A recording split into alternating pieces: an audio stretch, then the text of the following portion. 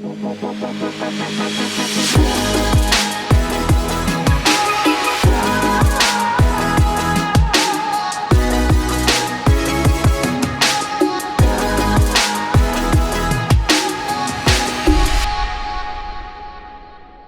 my name is Steve Phillips. I'm the managing partner of CCG Certified Public Accountants, and I'm a certified public accountant. I'm Mark Murphy. I'm a key business strategist, critical thinker, and financial advisors to entrepreneurs, athletes, and entrepreneurial thinking people. My name is Mike Tisch. I'm the president of Sports Wealth Asset Group out of Naples, Florida. Protect yourself at all times is awesome. You need to have boxers, and all people need to have great financial knowledge, whether they're paying the IRS, making sure Uncle Sam gets paid, whether they're paying themselves, whether they're saving money. It's an important part of everybody's lives, and for athletes even more because of their short careers. They only, 35 is an old man. There's another 30 plus years of working life that they need to make sure they prepare for, and another 50 of life in general. Protect yourself at all times is important because I remember an article that came out in Sports Illustrated, was in some other periodicals, maybe 15 or 20 years ago, where it said that 81% of all professional athletes were either bankrupt or in severe financial distress within 2 years of retirement.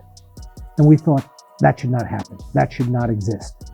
Protect yourself at all times is extremely important for the fighters, giving them an initiative to build a platform and help them inside the ring, outside the ring, really stabilize themselves and their business as entrepreneurs and athletes. I'm Willie Alamangos Monroe Jr., and I'm top 10 middleweight in the world. I'm Evan A Young Holy Holyfield, 23 years old, from Atlanta, Georgia. What do you think the first steps a fighter should take? Do you think they should take these steps during their career, the beginning of their career, or right after their career ends? Yeah, I was going to say, Willie, there's only three things you can do with your money. You could save it, you can pay your bills, or you can spend it. If you do it in any other order, there'll never be any money to save. So whether you're getting purses that are $5,000 or $5 million, if you don't save it first, pay your bills second, and then spend it, there'll never be any money to save. And so one of the things we recommend, because of the shortness of a career, boxing careers generally don't go 30 or 40 or 50 years. They'll go 5 or 10 or 15 or 20 years, is that we recommend that people take 30% of their gross income, or 30% of their income, and put it away into savings. Then they pay their bills. And then, then whatever's left, I want you to spend it as wild and as crazy and have as much fun as you can with it. But if you're taking care of business, you give yourself the permission slip to be able to go and have some fun with the rest of the money, what's left over. And by the way, 30, I don't know everybody's bills. I don't know how many kids you have. I don't know how many kids you have in school or how big your mortgage is. So maybe the number's not 30. But if you can't do 30, don't do 0. Do 20. Do 15. The important thing is that you pay yourself first. So CP is a certified public accountant. So kind of like Mark, we work with clients as trusted advisors to make sure they're tracking their money. We're keeping score for people, not only for the IRS, for Uncle Sam. We're making sure your taxes are paid, that you're tracking your money. You can't win if you don't keep score.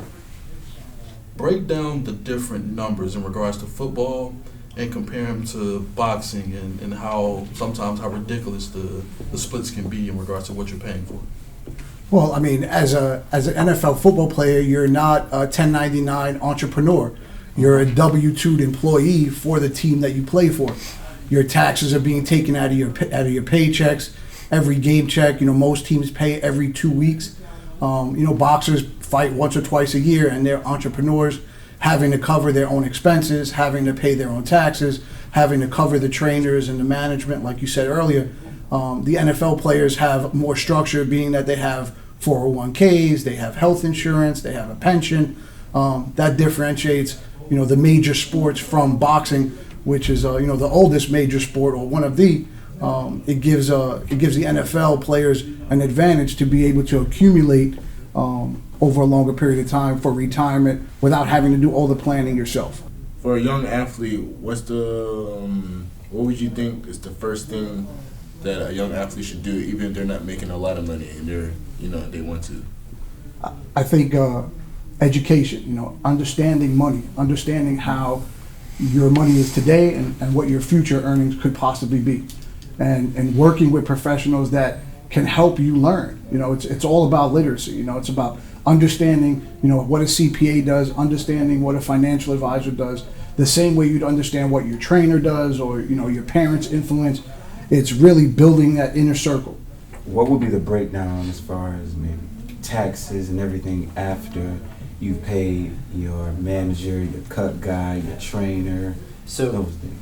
boxers are, because they're entrepreneurs and 1099, according to the IRS code, you're basically a business. So you can deduct anything related to your business, workouts, managers, anything related to the best interest of your business. So anything that get you fights, keep you in shape, things to that extent that are in business deductions. You're in the business of boxing. So what that'll do is that'll reduce your taxes. So what we do is we start with our purse, reduce our expenses, we pay a percentage on based on the profits. So unlike, you know, the NFL where they're getting the W-2, they're taxed on their gross income. You're taxed on what you keep, not what you earn. And that's a big difference than most people. Most employees that, you know, if you're a W-2 or an employee, you're taxed on what you bring home. You're taxed on what you keep. And that's a big difference. There's a lot of tax advantages that business owners have that most people don't. You're taxed on what you keep. Like as in like after I pay like everybody, all the staff, right? Correct. So I'm only getting taxed on what I take back. Correct. So let's just say we'll keep round numbers, $1 million. You pay your manager how much? Typically 10%? 33. 30%? 33 to 30, right? 33%. So now you're $700,000. Now you got to pay for your upkeep, your gym, promoters, and so on. So whatever that nets out to the end, then you're paying whatever the marginal tax rate is. Okay. Which, depending upon locality, location, could be anywhere from, as we were talking last night, 40 to 50%. So you think it's smart to really take that money and set it aside? You have to. Oh yeah, you can't spend it. That's true. You got it. You know. Last time I checked, you know, Uncle Sam's undefeated. Yeah. It's no Yeah, I cap. mean, He moves slow. He catches up. exactly. They'll knock you out, right? I mean, Talk about protect yourself at all times. You know? Yeah. Yeah, right. All the time.